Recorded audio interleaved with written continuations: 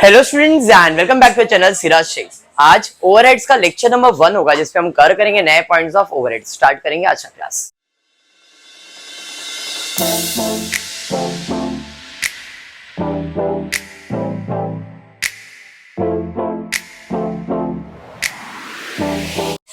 Already हमने एक lecture लिया हुआ है, रिकॉर्ड नहीं हुआ था, तो इसके लिए आज फर्स्ट लेक्चर ही अजम्पशन है मेरा कि ये वापस से फर्स्ट लेक्चर ही है। पहला जो सम अपन ने लिया तो एक सिंगल सम लिया था। आज का टारगेट है 2 सम कवर करना है।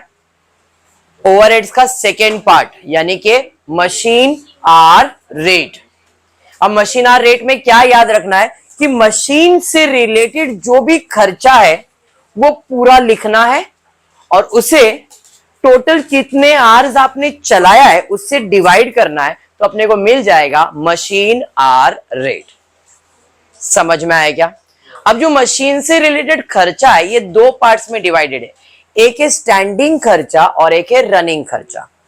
जो भी रनिंग खर्चा है वो डायरेक्टली आर से डिवाइड होगा एक एक करके, लेकिन जो स्टैंडिंग खर्चा है वो टोटल इकट्ठा होगा और फिर वो मशीन आर से डिवाइड होगा। सर क्या बोले? सिंपल भाषा में बोलो तो समझेगा। सिंपल भाषा ये है कि भाई स्टैंडिंग आवर्स का मतलब, स्टैंडिंग चार्जेस का मतलब फिक्स्ड खर्चा। तो अपन जितने भी फिक्स खर्चे सब पहला लिखेंगे, उसका टोटल लेंगे और उसको टोटल मशीन आवर से डिवाइड करेंगे। समझा क्या बोला? मतलब जितने भी स्टैंडिंग एक्सपेंसेस है मशीन के, यहां बिजनेस के नहीं, मशीन से रिलेटेड जितने भी स्टैंडिंग एक्सपेंसेस है यानी कि फिक्स्ड एक्सपेंसेस है, पहले वो लिखेंगे, उसका टोटल लेंगे और उस टोटल को टोटल मशीन कितने आवर्स काम कर रहा है उससे डिवाइड कर देंगे। तो अपने को मशीन रेट आवर्स मिल जाएगा, लेकिन वो मिलेगा standing hours. Machine rate per hour ही आएगा लेकिन स्टैंडिंग कॉस्ट में आएगा। मशीन में 2 कॉस्ट होने वाले, एक है स्टैंडिंग और एक है रनिंग। तो पहला मुझे स्टैंडिंग यानी कि फिक्स कॉस्ट मिल गया, फिक्स कॉस्ट का रेट पर आवर मिल गया। समझाइए। अब रनिंग कॉस्ट में क्या करेंगे? रनिंग कॉस्ट में जो जो एक्सपेंसेस होंगे उसको, हर एक्सपेंसेस को मशीन आवर से डिवाइड करेंगे। इधर टोटल लेके डिवाइड नहीं करेंगे, इधर रिपेयरिंग का खर्चा आया मशीन से डिवाइड करो, डेप्रिसिएशन का खर्चा है डिवाइड करो, पावर का खर्चा आया डिवाइड करो। स्टैंडिंग में मैंने क्या किया? सबको इकट्ठा किया और फिर मशीन से डिवाइड किया। और रनिंग में मैं क्या करूंगा? एक एक खर्चा लिखूंगा और पर खर्चे को मशीन से डिवाइड करूंगा। दोनों का फर्क समझा? एंड देन टोटल करूंगा और मिल जाएगा मशीन रेट पर आवर। बैठा दिमाग में? मतलब अपने को एक्सपेंसेस के 2 एक्सपेंसेस के बाइफर्केशन करने के, एक स्टैंडिंग और एक रनिंग। ओके, रनिंग खर्चा प्री डिसाइडेड है, एक्स्ट्रा कुछ आया तो ठीक, नहीं तो इतने तो रनिंग एक्सपेंसेस है। जैसे मैं यहां पे लिख देता हूं,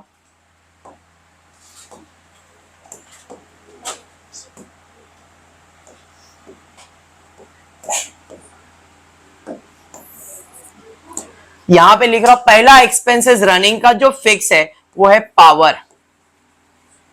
power charges come under running charges. दूसरा है डेप्रिसिएशन, तीसरा है रिपेयर्स। ये 3 खर्चा रनिंग एक्सपेंसेस में आता ही है, पावर, डेप्रिसिएशन, रिपेयर। इसके अलावा अगर कुछ रनिंग रहेगा तो मैं बताऊंगा, नहीं तो ये 3 expenses are my running expenses. Running expenses का मतलब क्या हुआ? हर एक्सपेंसेस को डिवाइड बाय मशीन से करना है। मशीन जितने आवर्स काम करेगा हर को पर्टिकुलरली डिवाइड करना है। समझाइए? पक्का? चलिए फिर स्टार्ट करते हैं। सम देखते हैं क्या है। From the following information calculate machine hour rate for the machine full stop. Purchase price of the machine is 4,50,000। Machine कितने में खरीदा गया है? 4.5 मशीन खरीदा गया है, उससे इससे कोई लेन देन नहीं है, वो कॉस्ट ऑफ मशीन है। कॉस्ट ऑफ मशीन आपके इसमें लिया नहीं जाएगा। और उसने बोला है वो मशीन जब परचेज किया था उसे इंस्टॉलेशन का खर्चा भी देना पड़ा था 50,000। इसका मतलब कॉस्ट ऑफ मशीन कितना हो गया? बात क्लियर है? बस ये रफ में लिख के छोड़ दिया मैंने। Kevin clear? केविन आगे बढ़ता हूं। आगे दिया है रेंट पर क्वार्टर। रेंट पर क्वार्टर किसका? जहां पे मशीन रखा है उसका होगा। मेरा अजम्पशन तो यही है। तो रेंट कम अंडर कौन सा हेडिंग? तो इसे हम लोग कहते हैं फिक्स्ड एक्सपेंसेस बोले तो। Very good, standing charges. Standing charges में सबसे पहला खर्चा है रेंट का। कितना बोला है? पर क्वार्टर, मतलब एक साल में 3 मंथ्स का क्वार्टर होता है, तो 3 महीने का रेंट 30,000 है। तो 30,000 इंटू 4 करूंगा मैं, एक साल में 4 क्वार्टर आएगा ना, तो 30,000 इंटू 4 पर एनम, पूरे साल का कॉस्ट कितना? 1,20,000। Any doubt? अभिषेक बराबर है यहां तक? अभिषेक आगे बढ़ता हूं। General lightning for total area per month.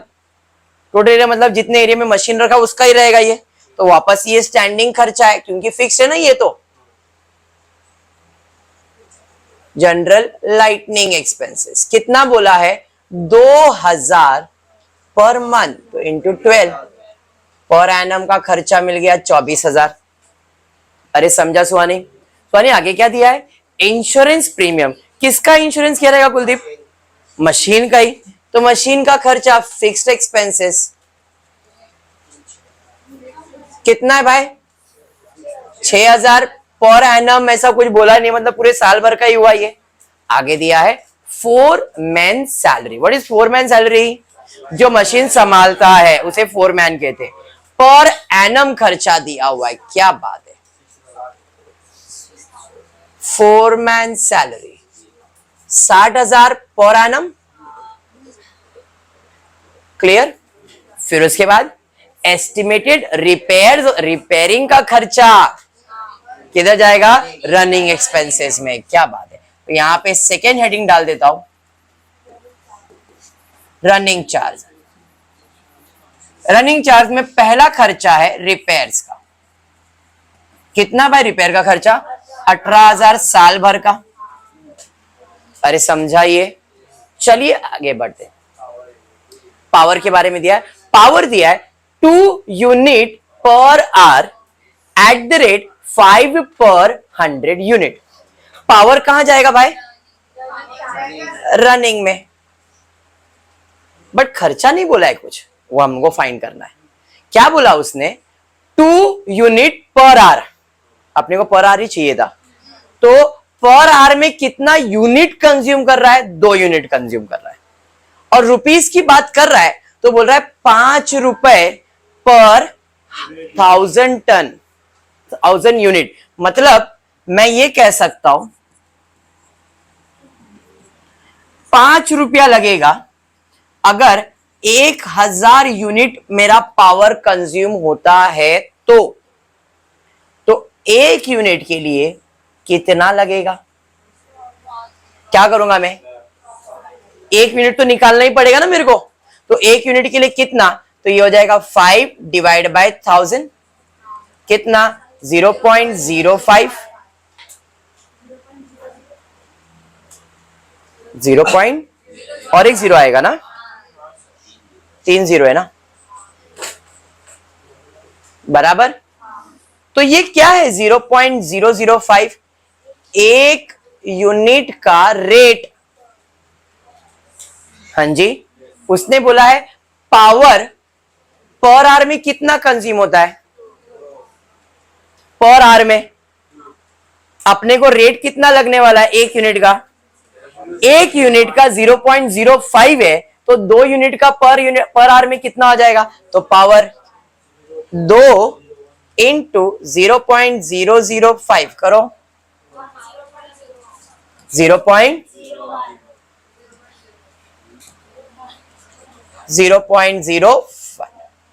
Done है यहां तक? Any doubt? समझा या नहीं? मैंने फर्स्ट लेक्चर जब लिया था तभी बताया था, वापस बता रहा हूं, यही इंपॉर्टेंट है पावर का कैलकुलेशन। ऐसे ही ट्विस्ट देगा वो। यहां तक क्लियर है अच्छे से? क्या कुछ डाउट है? पक्का क्लियर? 100%? चलिए बढ़ते आगे।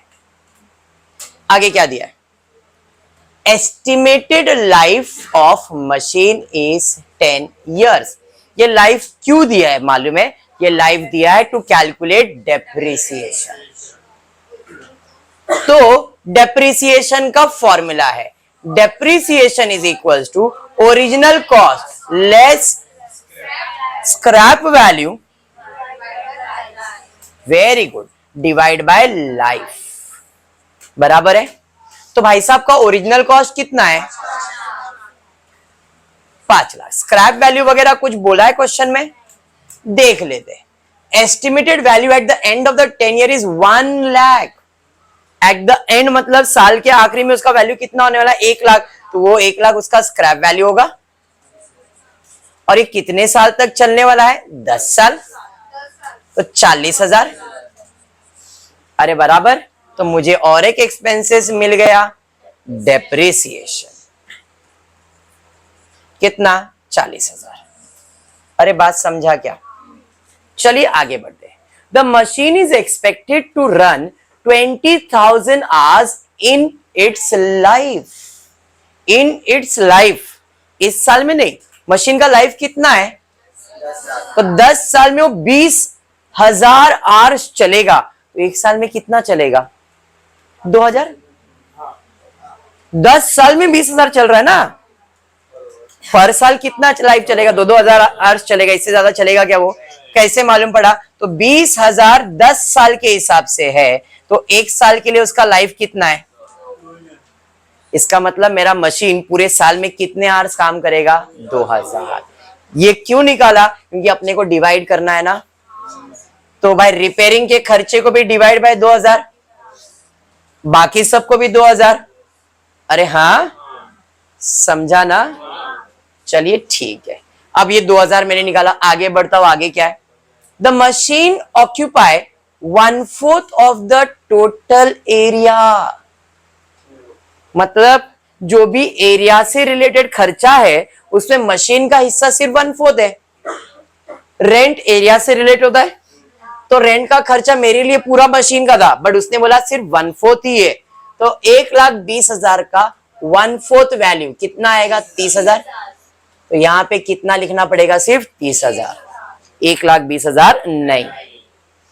और एक चीज है जो एरिया से रिलेटेड है, वो है जनरल लाइटनिंग। तो जनरल लाइटिंग का खर्चा इसको भी कितना करना पड़ेगा? 1/4 करो, 6,000 आएगा। अरे समझा? Foreman devote 1/6 of the time for machine. Foreman खाली 1/6 टाइम ही मशीन पे काम करता है, बाकी किधर और काम करता रहेगा। मतलब फोरमैन का जो सैलरी है उसको 1/6। इसके ऊपर कोई एडजस्टमेंट है क्या? नहीं, ये जैसा है वैसे ही है। अरे समझा? तो भाई साहब टोटल कर लो, और कोई एक्सपेंसेस है नहीं, तो मुझे टोटल स्टैंडिंग कॉस्ट कितना आ जाएगा? 30 + 6 + 6 + 10 40 और 52,000। अरे समझा? ये पक्का समझा? नहीं? हाँ, वो उधर बहुत छोटा दिखता है, तो इधर आ जाते। ठीक है, कोई नहीं, यहां तक समझा। 52,000। अब मशीन कितने आवर्स काम कर रहा है? 2,000। देयरफॉर रेट पर आवर कैसे निकलेगा? 52,000 divided by 2,000। Rate per hour मिल गया स्टैंडिंग का। अभी अपने को किसका निकालने का है? रनिंग। रिपेयरिंग का खर्चा कितना है? 18,000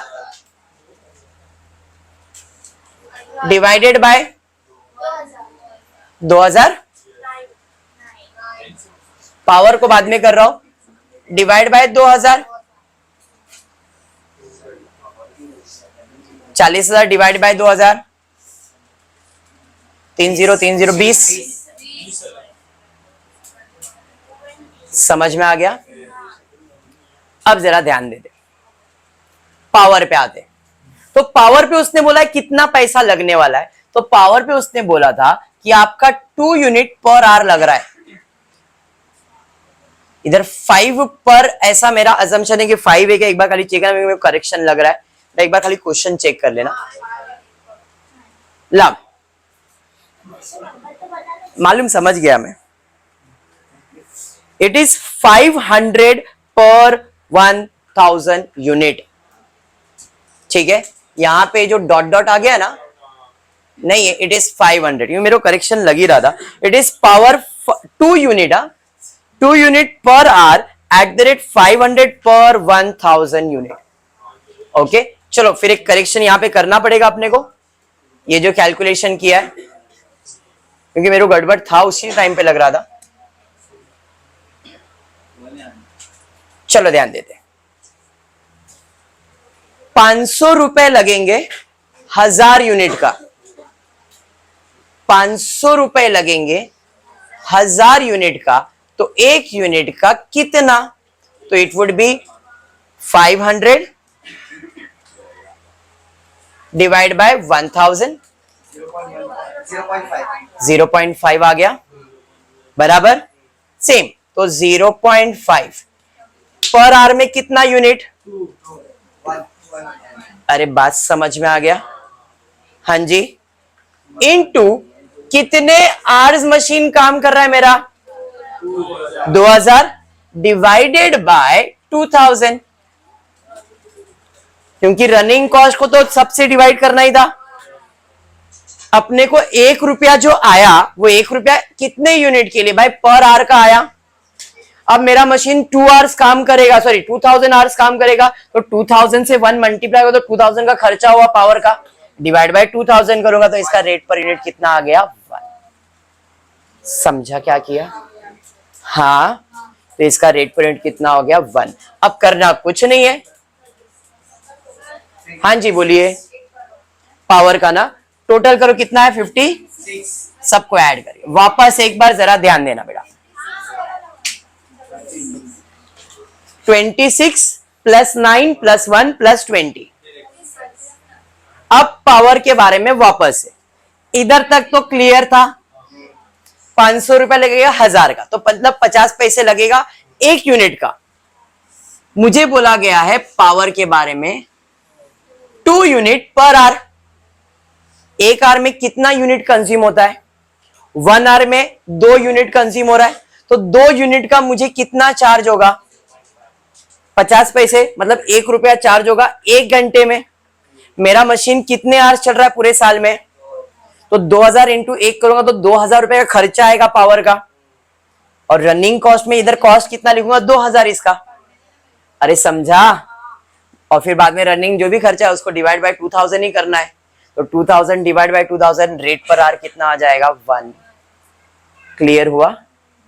पक्का? सिमिलर सम थोड़ा अपग्रेडेड, सिमिलर अपग्रेडेड। वापस से कॉस्ट ऑफ मशीन 44,000, तो इसका ओरिजिनल कॉस्ट आ गया 44,000। ध्यान से, स्क्रैप वैल्यू दिया हुआ है भाई, स्क्रैप इधर यूज नहीं होगा, स्क्रैप वैल्यू लिख लेता हूं। स्क्रैप वैल्यू कितना? 4000। कोई इंस्टॉलेशन चार्जेस बोला है क्या? नहीं। रेंट बोला है। कहां जाएगा रेंट? स्टैंडिंग चार्ज में। क्या बात है, रेंट कितना है? रेंट पूरे साल भर का ही बोला है, तो डायरेक्टली लिख दिया। पर क्वार्टर, पर मंथ ऐसा कुछ बोला नहीं गया। General lighting of the workshop by lightning, general lightning कितना है? 160 into 12, 1000,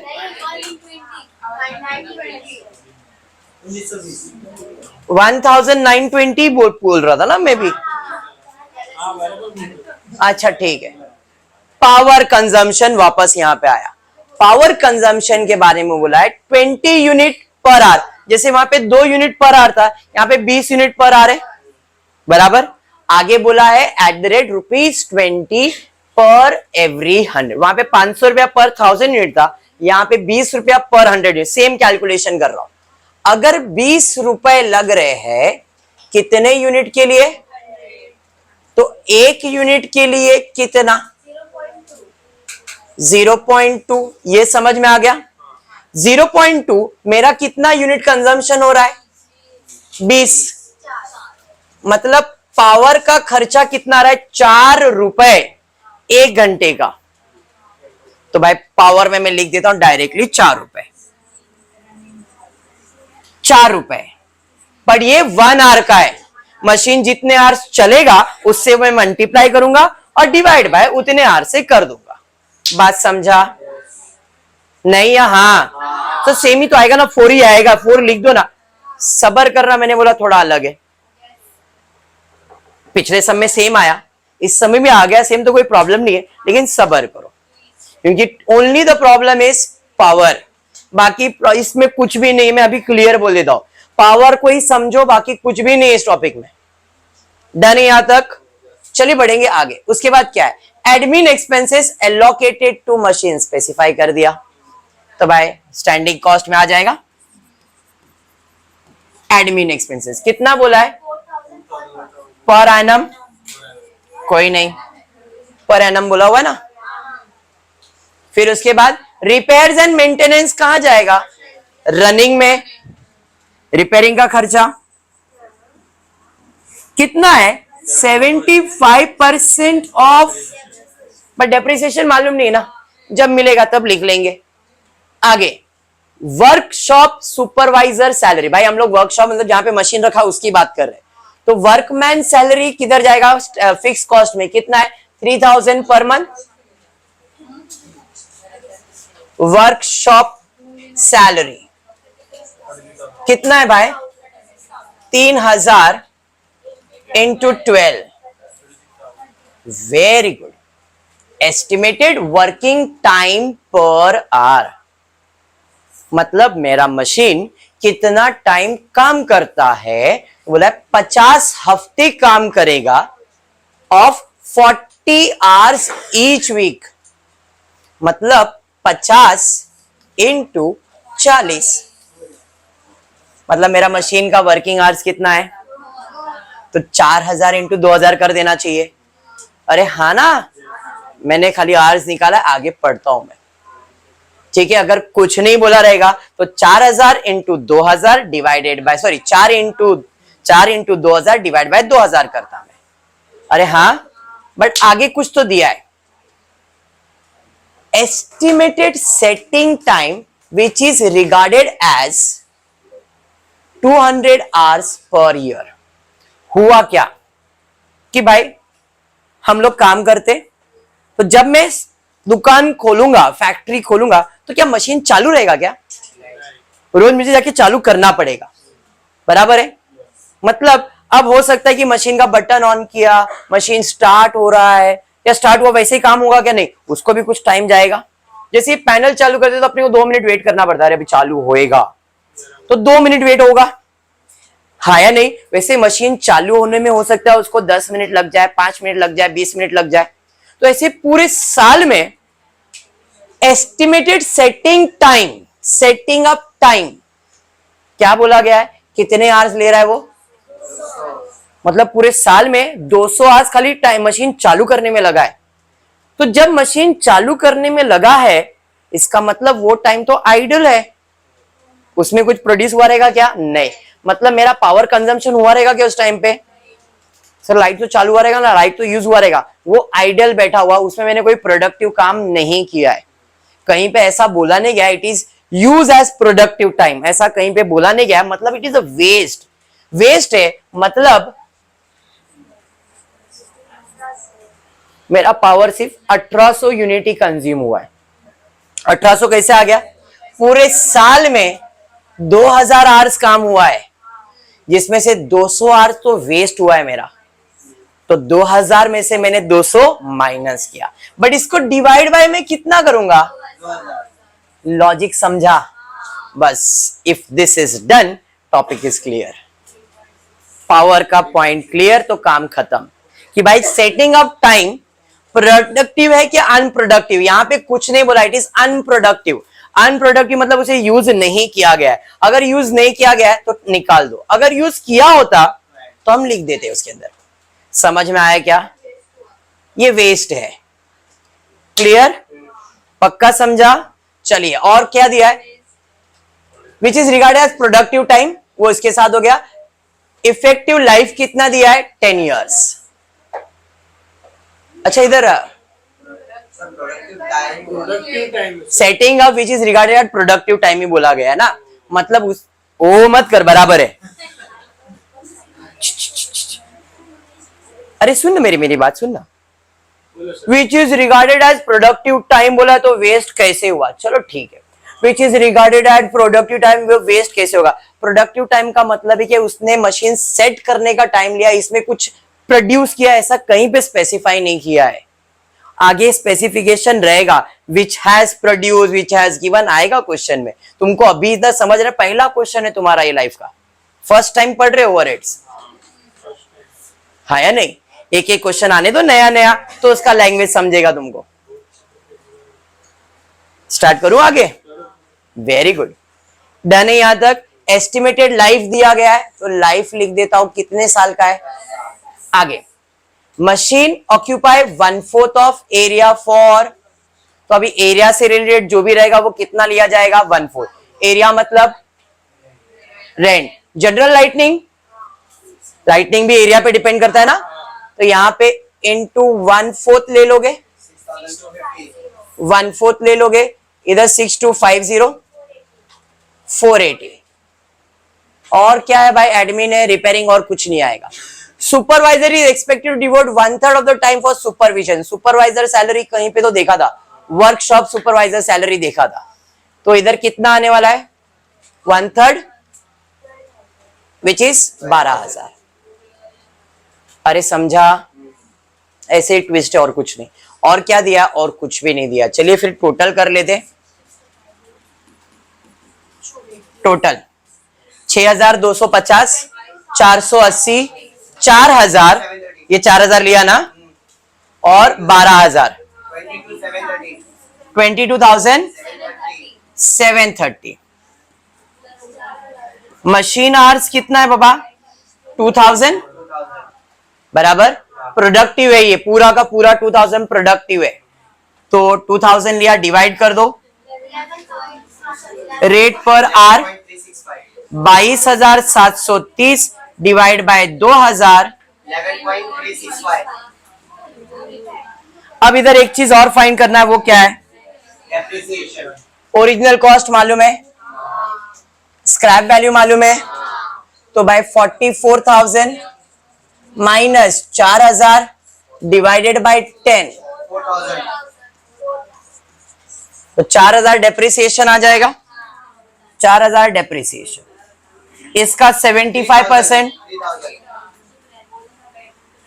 divide by 2,000 divide by 2,000, 1.5। अब तुम्हारा सवाल था सर वो प्रोडक्टिव था, तो प्रोडक्टिव था इसलिए हमने डिवाइड बाय 2,000 किया है ना। मैंने पावर कंजम्पशन में यूज तो 1,800 किया, जो सेटिंग अप टाइम था। अगर ये अनप्रोडक्टिव होता तो मैं डिवाइड बाय किससे करता, 1,800। बेसिक समझ में आया? अगर मैं इधर 2,000 के जगह पे 1,800 लिखता, तो इसका मतलब मैंने 200 अनप्रोडक्टिव में काउंट कर लिया है। मैंने इसे 2,000 से डिवाइड किया है, इसका मतलब वो प्रोडक्टिव टाइम में काउंट हो गया। समझ में आया? आपने इधर 1,800 क्यों लिखा, क्योंकि वो टाइम मशीन सेट करने का था, तो मैंने निकाल दिया। लेकिन उसे मतलब उस टाइम को अपन ने प्रोडक्टिव टाइम काउंट किया है, प्रोडक्टिव टाइम काउंट किया, इसलिए मशीन आवर्स को हमने 2,000 रखा, 1,800 नहीं किया। समझा अभी? चलिए, तो यहां पे डिवाइड तो हो गया, 4 इंटू 1,800 डिवाइड बाय 2,000, 3.66 रिकरिंग है, 1.5 2। अरे समझा? चलिए टोटल ले लीजिए, 18.465। That's it. समझ में आया ओवरहेड्स कैसे सॉल्व हो रहा है? मैं अभी बोलता हूं पावर पे थोड़ा सा फोकस करना, बाकी टॉपिक में कुछ भी नहीं है। क्लियर है? 2 लेक्चर और लेता हूं, फिर ये टॉपिक को वाइंड अप करूंगा, ओवरहेड्स को, और कॉस्टिंग तुम्हारा चल ही रहा है। ठीक है, चलिए आज के लिए इतना ही करते हो। होपफुली वीडियो पसंद आए तो प्लीज वीडियो को लाइक कर देना, फ्रेंड्स ग्रुप में शेयर करना और चैनल को सब्सक्राइब करना। Thank you for watching the video.